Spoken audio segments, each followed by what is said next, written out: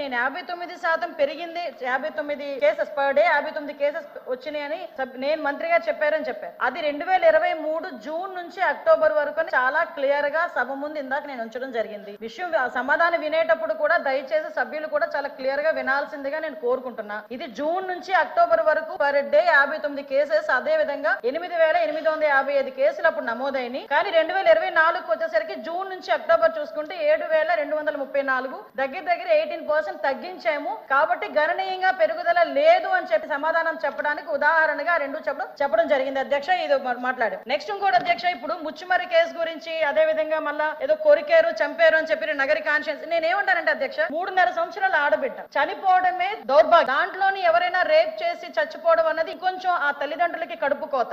అటువంటి సందర్భాల్లో కూడా దాన్ని కూడా రాజకీయం చేయడానికి, దానికి చిరువులు పలవులు అల్లి దాని గురించి మాట్లాడే పరిస్థితి వచ్చినప్పుడు నిజంగా ఒక ఆడపిల్లలుగా మనం ఆలోచించాలి, తల్లిదండ్రులుగా మనం కూడా కాసేపు ఆలోచించి మాట్లాడాలన్న సంగతి నేను తెలియజేసుకున్నాను అధ్యక్ష. ఎందుకంటే అధ్యక్ష, ఇక్కడ ముచ్చుమరి కేసు అవనేయండి, అత్తాకోడలు రేప్ విషయం అవనేయండి, అదే విధంగా పొంగునూరులో జరిగిన విషయం అవనేయండి, ఏదైనా జరిగిన తర్వాత ప్రాథమిక విచారణ జరిగిన తర్వాత పోలీస్ డిపార్ట్మెంట్ దగ్గర నుంచో లేకపోతే వాళ్ళ తల్లిదండ్రుల నుంచో ఒక నోట్ వచ్చిన తర్వాత దాని గురించి మాట్లాడండి, పోరాటం చేయండి. దానికి మేమేం చేయాలో మేము చెప్తాం అధ్యక్ష. అంతేగాని రేపే జరగకుండా అమ్మాయిని గ్యాంగ్ రేప్ చేశారు, తర్వాత చంపేశారు, ఇలాంటి పదాల వల్ల తల్లిదండ్రుల తాలూకా మానసిక వేదన ఎంత ఉంటుందో ఒక తల్లిగా నేను కూడా అనుభవించి చెప్పే పరిస్థితి అందరం కూడా దాని గురించి మనం అనుభవించి మాట్లాడుకోవాలి అధ్యక్ష. అదేవిధంగా అధ్యక్ష, మరీ చెప్తున్నాం, ఇప్పటి వరకు జరిగిన క్రైమ్స్ అన్నింటిలోని కూడా మాక్సిమం అందరినీ కూడా 24 గంటల నుంచి 48 గంటల్లో మొత్తం అందరినీ కూడా అరెస్ట్ చేయడం జరిగింది. వాళ్ళందరినీ కూడా రిమాండ్ పెట్టడం జరిగింది. చాలా సెన్సిటివ్ విషయం.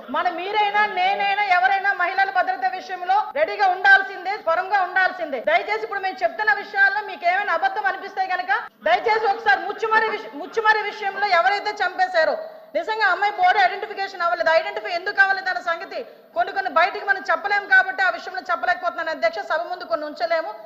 రిటర్న్ గా రాసిమన్నా కూడా రిటర్న్ గా రాసి ఇవ్వడానికి మేము రెడీగా ఉన్నాం అధ్యక్ష. అదేవిధంగా మిగతా అన్ని విషయాల్లోని కూడా మేము పట్టుకున్నాం అధ్యక్ష. నేను నిజంగా విమర్శించాలి, ఇక్కడే కూర్చొని విమర్శించాలి అనుకుంటే 2019 నుంచి 24 వరకు సీఎం గారి ఇంటి దగ్గరలో గ్యాంగ్ రేప్ జరిగితే ఈ రోజు వరకు వెంకటరెడ్డి అనే వ్యక్తిని పట్టుకున్నారా?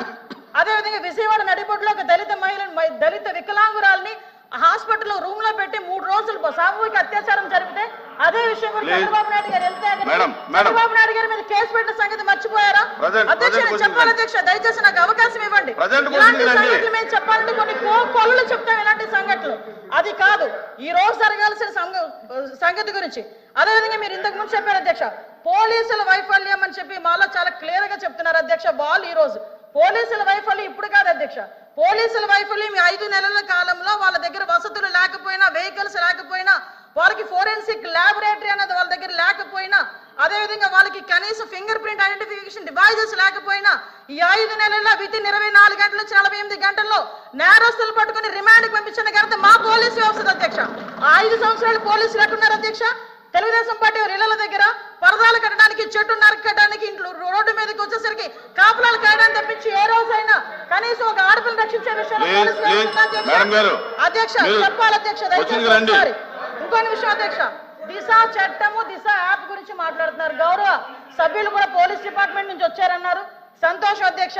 అధ్యక్ష, పోలీస్ డిపార్ట్మెంట్ లో వచ్చిన మా సభ్యులకి కానీ మీ చైర్కి కానీ అడుగుతున్నాను అధ్యక్ష, అసలు దిశ చట్టం అనేది ఉందా?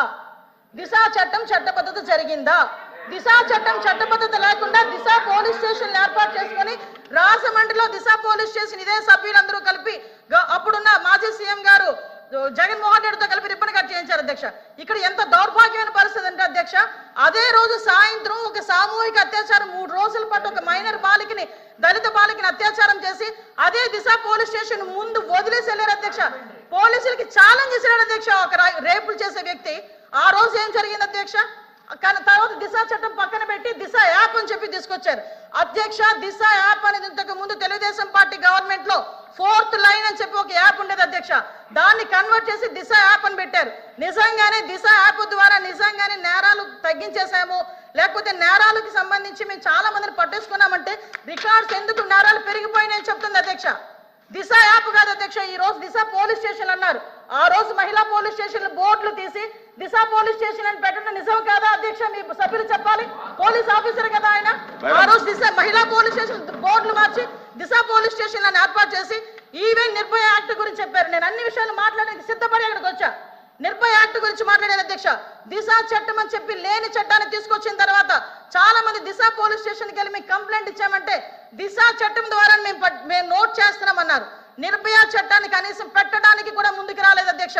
నిర్భయ చట్టం ఉండి కూడా దిశ చట్టం అని లేని చట్టాన్ని బయటకు తీసుకొచ్చి అక్కడున్న వాళ్ళని ఎవరైతే వాళ్ళు ఇబ్బందులు పడి వచ్చారో, బాధితులు వచ్చారో వాళ్ళని కూడా ఇబ్బందులు పెట్టే పరిస్థితి వచ్చింది అధ్యక్ష.